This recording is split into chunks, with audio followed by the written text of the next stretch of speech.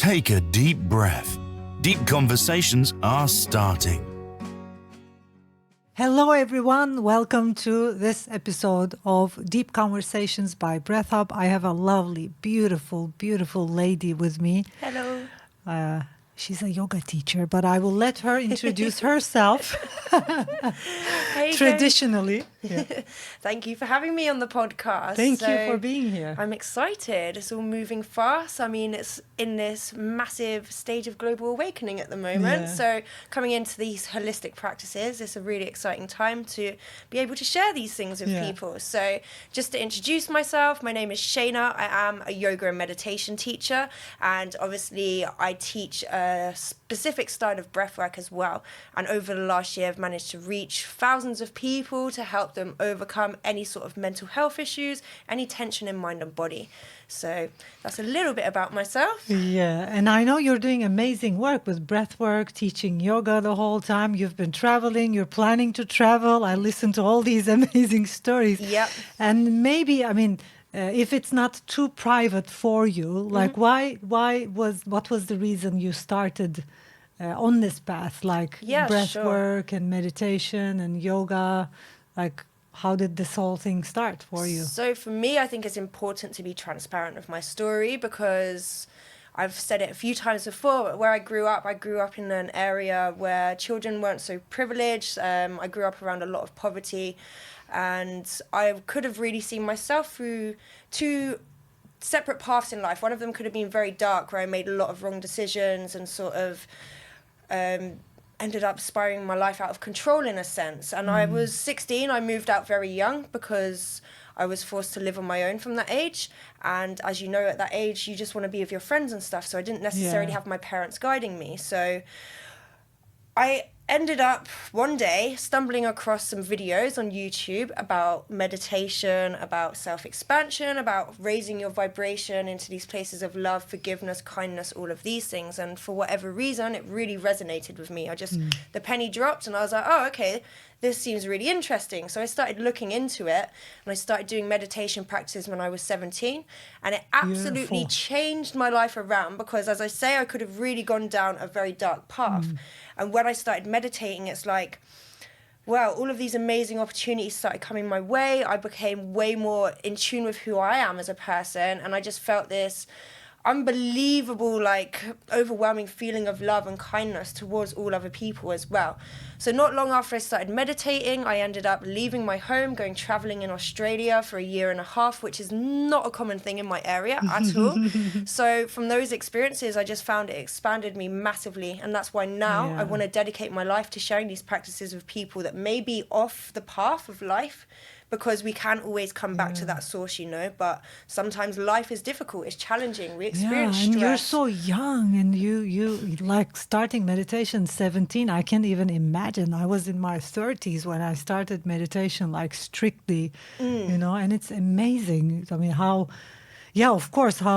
connected you became, probably, like how your life started changing. It's beautiful to watch that, especially for a young woman like you, happen. It's just amazing. I'm sure you're gonna change a lot of people's lives. Yeah, I mean, that's my sole purpose, I really feel like it is, because as I said before on many podcasts, it's like I've always had a fear of standing in front of people and speaking. I'm very loud in my social groups, but when it comes to standing in a class and teaching people, honestly, 3 years ago, you would have seen me bright red, trembling, oh my gosh, I'm petrified. So I had to overcome all of my ego and all of my own self-doubts to be able to teach people to heal themselves the same way I healed myself. And that's why I think people often look at people like me and yourself, we're healers.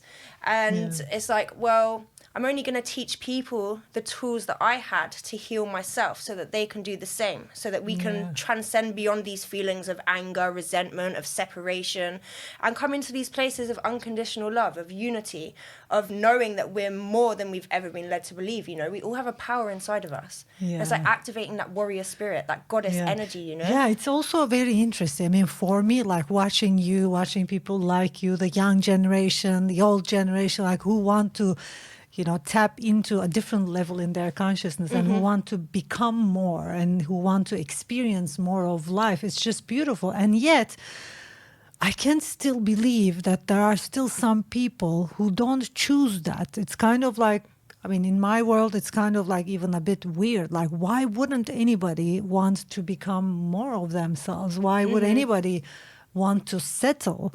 And my question would be, have you figured out the reason of that? Like, why do you think people are like settling with what they have instead of, going out there and, for more? Like, why do some people not go out there to travel and to learn and to experience different levels of consciousness? Like, why do you think? Because deep in my heart, because I've been now meditating for over 15 years, and although I started late because I'm getting older, around 50 now. Don't look it. That's what I'm saying. The elixir of youth is breathwork. here. Yeah, and with all the meditation work I've been doing, like you said, the moment you started meditation, you felt like your heart opening and becoming this kind. I think we have this. I mean, our natural selves is just love. Just pure love. And I can't even imagine why people wouldn't want to tap into that, like, which is beyond this physical limiting, because the physical limits us, It does, it's just massively. Sincerely, it's if you only think of yourself as a physical being, and if you don't have the ability, the capability, the methods, the tools to go beyond, you feel like stuck. And like, how do people stay there? What's your idea? I feel like, I don't know, obviously the way society raises us in this day and age, we're very exposed to materialism, to physical aspects around us, to external distractions. And everyone sort of builds up this comfort zone. So we're in our comfort zone, our homes, these living rooms, which I was explaining to someone the other day, like, a living room is not a living room. You're sitting in there watching a TV, wasting your life away, If anything, it's the complete opposite. It's about stepping outside the comfort zone, going into the unknown and exploring. And I think for me, obviously, I moved out of my house very young. It's like I was forced out of my comfort zone, and I believe that's what helped me to learn and expand and grow beyond those things. So for many people, they've been in their comfort zone for so long, and they become very attached to these external material distractions and physical things and stuff, But actually what we all need to do is learn to go within. But that's just not something that's ever been taught to us. And this is why people are getting so out of touch with themselves. Because as I say, we're always clutching onto the things around us. But everything we need is inside, in a sense. And distractions. Distractions constantly, and that's what we teach in yoga and meditation. As you know, monkey mind. We can't even sit in stillness for as little as 5 seconds sometimes, because the mind's so used to this external distraction. And people then become frustrated. They try meditation once. They do 5 seconds. They think, I can't still my mind. But that's because the mind is so used to so much fast all the time, So it's like, unfortunately, it's a shame that most people will hit rock bottom until they try something different. But this is why what you guys are doing, or what we're all doing together, they want it like straight away, and they just want it in physical, They want those results. But we don't realize when we sit in stillness, when we go inside, that's when we download this peace, this wisdom. And for me, of course, when I meditated, I came into this place of love. And I love this saying, we always say, level of vibrational energy, that spells love. And when we raise our vibration into that feeling of love, we transcend beyond all of those dense energies, the material energies, because we realize that that's just a small aspect of this whole life we're living. We need to let go of that attachment, because it just weighs us down.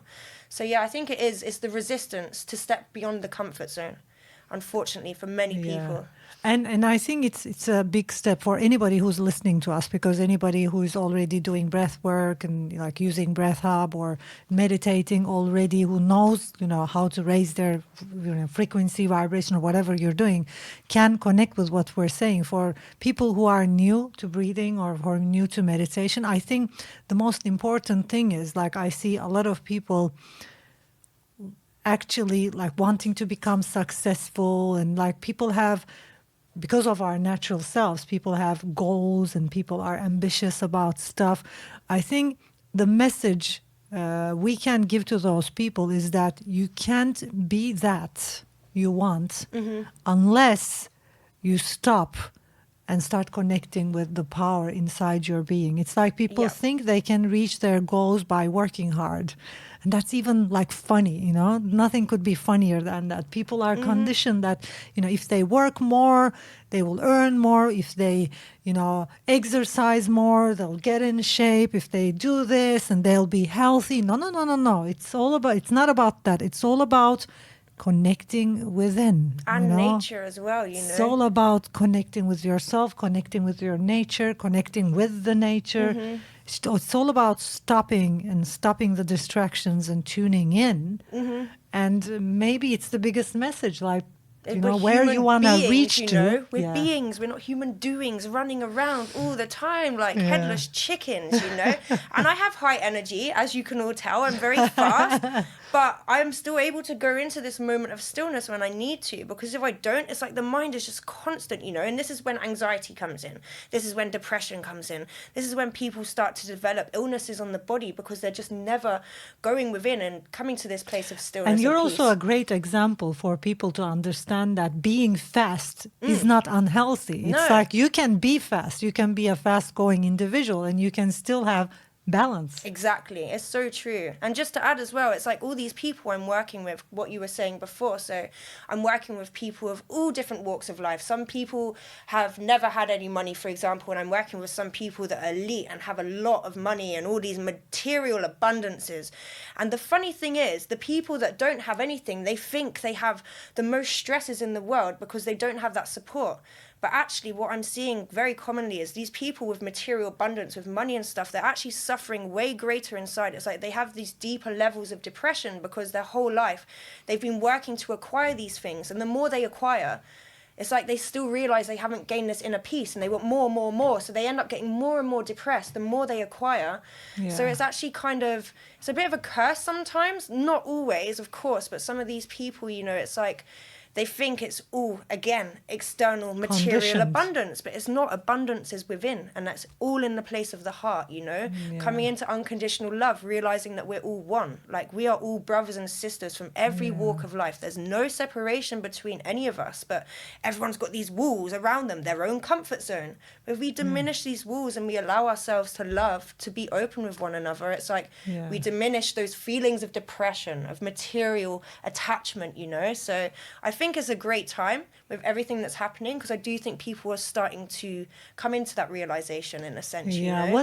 What was kind of like the biggest moment in your own experience with breathwork? Like kind of like the biggest transformational moment? Okay, so for my personal one, so and then I'm gonna ask in your with your students. So the biggest one for me was I was in Thailand when I was doing a yoga course, and I was on a like self-healing mission. So I was doing like 7 hours of yoga a day. I was eating just fruit and vegetables. I mean, I do try to in the UK, but you know, it's a little bit more difficult.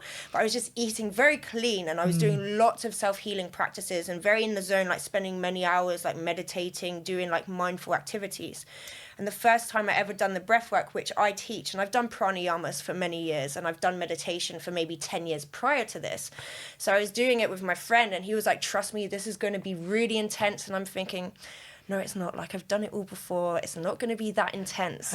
So anyway, we'd done the breathing because our music producers, we create the music for Wim Hof as well. And the soundtrack, for whatever reason, it really takes you into that state, like, you know, so I was doing this breathwork session, and about 10 minutes in, my hands are at my face vibrating. You know, when you really tap into the pranic bodies. My first session was like that as well. Oh, it was so incredible. And my first really breathwork session. The first one, like literally like, mine wasn't here, mine was there. Yeah. But it was like in the universe. And I had like the most profound astral projection. Like, I'd found myself in an Amazonian rainforest. I was then in the desert with these red Indians, all places that I'd never really looked into before, but it was so clear and concise. You know, like shamans, they'll take people on plant medicine retreats or something, so they'll have these like psychedelic experiences, something similar to that. And that's what it was like for my breath work. But it was like the most deep, overwhelming feeling of like love and protection, and just knowing, because I was going through very dark times during this time, which is why I'd obviously gone to heal myself, because I'd been through some difficult situations in life. And I just had that overwhelming feeling that like, it was like, don't worry, everything that happens exactly as it should. And you know, your bad experiences, they're impermanent. Don't worry. And it might be protecting you from something even worse that's happening. So it's like I just had this like beautiful surrender in a sense. It's like, just surrender to life. Don't attach to your worries. You know, that feeling of impermanence. I feel like ancestors speaking to you as exactly. And from that moment on, I was like, wow, like I need to teach this to people. And that's when I let go of my fear of speaking in front, because I was like, if I'm feeling this, I need everyone else to feel this and remember their power. So that's why I now dedicate my life to teaching this to people. Yeah, same here. It's been a long journey for me. I'm kind of like at the end of the journey. You're at the beginning, because I have been teaching breathwork for such a long time. It was kind of like my calling was like, okay, I have trained over 40,000 people in my seminars, workshops, and this and that. And now what? And I was kind of like, millions of people has to know about this, like millions of people, if they can. And I've been seeing in my own experience, I think I believe you started seeing that as well. Not all people are ready for that depth. It's like, I enjoyed it, you enjoyed it. Yeah. But like, I enjoyed it 20 years back then, 22 years ago. But right now, I wouldn't enjoy the same kind of session, because people also change. And when you look at the masses, if I want to bring breath work to masses, I need I can't bring this work, like this depth, to masses, because not many people will be interested in it. There are people like us who want the depth and, transformation, who need the transformation. Like, how can we do that? So that's why, like, my next step, my calling was obviously breath up, because I wanted people to at least start breath work, do it for 10 minutes, 15 minutes, because you don't always have to do a 2-hour breathing session, 1-hour breathing session. You can go ahead and split it in pieces. And if you do, I promise you, anybody listening to us, if you can dedicate, your 10 minutes, 15 minutes every day to regular breath work, you will get there eventually. It's like, it doesn't have to be like if you don't want that, because not many people feel comfortable with that. Of course. You can go, calmly one by one, like 10 minutes a day, 15 minutes a day. And then if you continue with that, it's like breath itself is so like a magical. build-up, isn't it's it? Like, it has such a wisdom. Well, it's like the breath is the connection between mind and body, and spirit and body as well, So it's like we're tapping into those pranic. And I feel like everyone experiences what they need to experience at the time. So, for example, I've never, ever had another experience like that one time I did. I've had ones not as intense, but that's because I think I really needed it at that time, And because I was doing maybe 7 to 9 hours of like self-work every day, it's like I really just went full whack into the chakra system, So for people in my classes, they won't always have these visualizations, but a lot of people in my classes recently have been telling me they've been seeing colors, which will obviously be related to the chakras. I've had women actually tell me in 3 separate sessions in the last 2 weeks that they've met their passed away parents, and their parents are telling them, don't worry, I'm only gone in the physical, I'm here with you in energy. I did meet classes. I did meet with dead, passed away ones. The soul connection. A few people, with soul connection. And I've experienced some past lives, some crazy stuff. Like anything can happen, anything. On the consciousness level, I think it's important for people to understand also, for us to tap into different levels of consciousness, we need to use our breathing. There's no other way.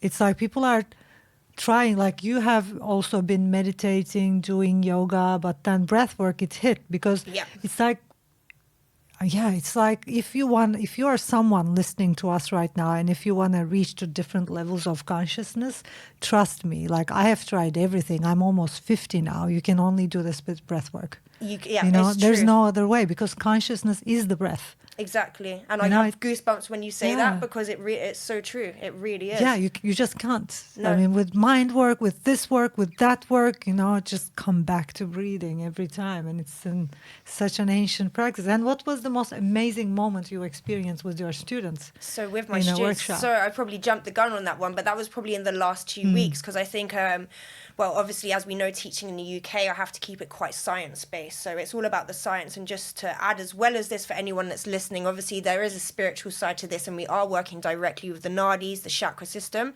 But as well as that, we're working with the science of the human vessel. And as we know, globally at the moment, #1 killer is cardiovascular related illnesses, you know. So we're working to learn to breathe correctly, to keep the immune system healthy and strong, to keep both hemispheres of the brain balanced, and also to rid anyone of anxiety, depression, because that's the #1 disability globally at the moment as well. And it's seeping into children as young as 11, 12. And you know, unfortunately, the way the world's going, it's like everyone's relying on pharmaceuticals now to overcome these problems in the mind. And it's like, no, if we go back to the breath, you can literally switch your mind from being in fight and flight into rest and digest in 5 minutes. And that's what it's all about, training the subconscious.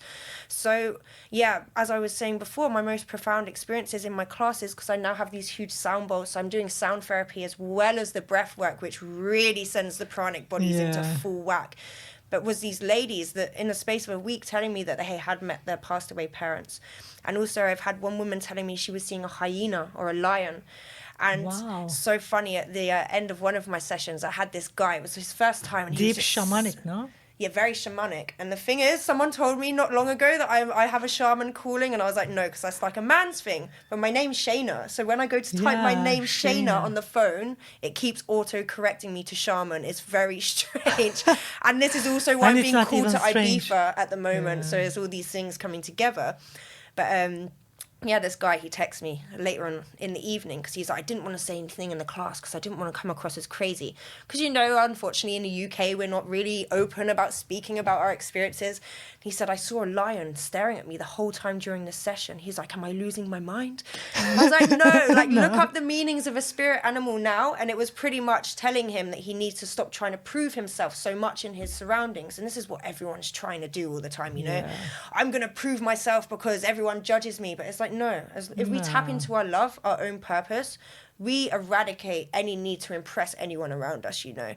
So I was like, you're not crazy at all. This is a very significant message for you. And he was like, wow, like almost in tears of like overwhelmingness of how relevant it had meant to him at that time. So yeah, that's the most profound. When I have people telling me they're seeing animals, they're seeing colors.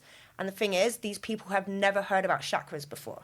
And if I go into my class and I speak about chakras to begin, people are a bit like, that's a bit strange. I don't want to hear it. They sort of build that resistance because it's out the comfort zone. So that's why I speak about the science. I speak about the immune system. And then during the session, they'll see a color. And afterwards, I'll say, what color did you see?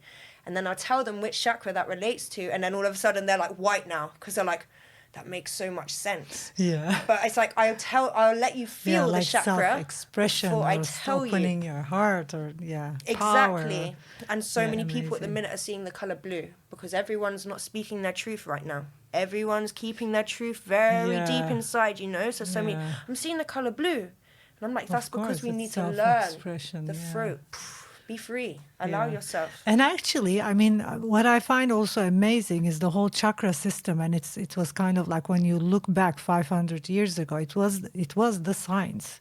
I mean, all of the nadis and the chakras. It's kind of like, and I think it's very easy to, I think, even explain it scientifically. I mean, basically, what I'm going to tell is, you know, for people who are kind of like, to chakras and the whole nadis, when you or breathing, when you look at the body is dead in itself. It's kind of like if we didn't have those chakras, whirling energies that could actually magnetize the breath life, this body wouldn't be functioning. So it's kind of like the electric. When you look at breathing, breath is kind of like the electricity of the body. When there is no electricity, there is no life. This doesn't function. It's just dead. Yeah. You take your first breath, you're alive. You give your last breath, you die. So it's kind of like for this whole body to function and for it to magnetize breathing, it needs those whirling energies. Those are the chakras and the nadis. So it's kind of like they're all around us, which are like absorbances, like they do like, you know? Yeah. And they absorb the whole life force energy. But whenever there are problems in the chakras because of our thinking patterns and conditions, because that absorbent energy, it just slows down. Yeah. And then it starts not being able to absorb life energy. Then we start having all these symptoms and sicknesses wherever the chakras close down. So it's basically, you can imagine chakras kind of like whirling energies all the around wheel. the body, That's what like it translates to as well. As chakra is wheel, so it's like wheels, like clocks, magnets, like up. magnets attracting the whole life energy. I think it's simple. And all the ADD and ADHD, like with elementary schools and like primary, secondary, children have learning disorders, attention deficit disorders due to breathing disorders. It's like crazy. But that's what I mean. Incorrect breathing, it influences your cognitive function, doesn't it? And I didn't know all of this before I learned the science of breath. And it's like so many people, they breathe into the chest. And if someone has a panic attack, it's hyperventilation through the chest because it's constantly activating that receptor for fight and flight. So when we learn to use the full diaphragm, which so many people don't do, and I always use this example, but Buddha, his depiction with a huge belly, he's not actually obese, but it amplifies it. What's the word? It highlights that we should breathe into the stomach, because that's where we find those receptors for rest and digest. Connect and grounding, being at peace, being at calm, non-reactive, because that's what Buddha and it's teaches. basically oxygen, right? I mean, it's like the better you breathe, the more oxygen you'll have in the brain, in the whole body. You will learn faster, and you will be much more awake. And how do you see yourself evolve? Like, what's your vision? My vision is to help the youth.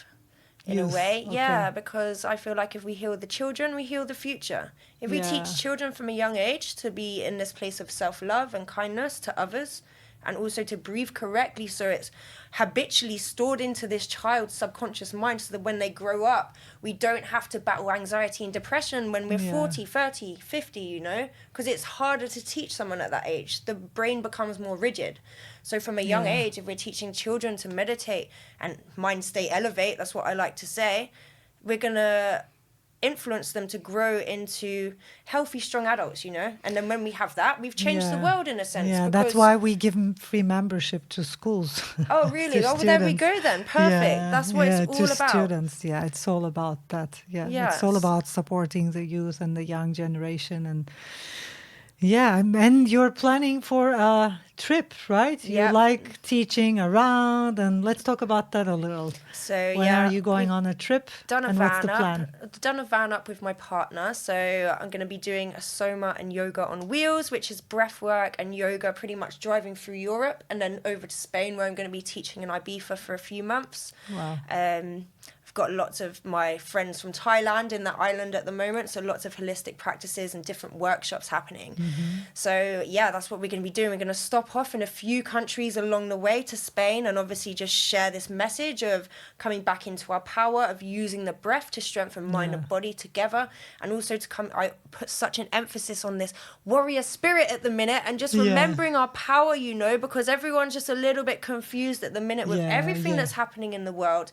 And also coming back into this place of unification, because the one thing that we all do, we all breathe. So we've all got that in common, So when we come together and we breathe together, we unite. And I think is it breath? It translates to conspire in Latin or something, to breathe together, conspire. That's what it is. So when we breathe together, we're raising this vibration as one, and we're lifting the vibration of our environment and all of that. So that's my heart's mission at the moment. I'm not 100% sure how it's going to happen just yet. But when we follow the heart, these things just happen. So, if anyone listening is in Europe over the next 4 to 5 months, watch out for some soma and yoga on wheels, guys. Good. Soma and yoga on wheels. I love it. Thank you. This was an awesome conversation. Thank you. Thank you so and I much. have one last question for you. Although you have not thought about it, maybe. What would be it's early for you, but what would be the one thing you would like humanity to get or learn or understand before you die? What would you like to see happening before you die? To remember that we are unconditionally loving beings, the same way a mother will nurture her child. This is the place that we need to come back into for self-fulfillment, to nurture our environment, because when we realize we live from our environment gives back to us, So that's what I want to see humanity, to dissolve all of these walls of separation, to come back into this place of oneness, to remember that our our whole life is pretty much based around being loving and kind beings. It's nothing to do with our material possessions, all these things that weigh us down. It's about leaving a legacy behind for being a kind and free and loving human, you know? So that's my goal in this life, I believe, at the moment. But that might change. We don't know yet. And you want humanity to tap into that level of love and unconditional and acceptance and and remember how powerful you are. Honestly, remember your power, everyone, because you've got so much of it. I think, I was watching a scientific talk, and inside every single cell of our body, there's trillions of volts of electricity. So we're literally like walking nuclear bombs, you know? And everyone just thinks, oh, we don't really have any energy. We are pure, infinite energy, you know? It's impossible to have energy. It's like your whole system is exactly. This machine going on. Thank you so much. This was awesome. Lovely. Thank you. Thanks for watching. Thanks for listening. I'll see you in the next episode. Bye. Thank you, everybody.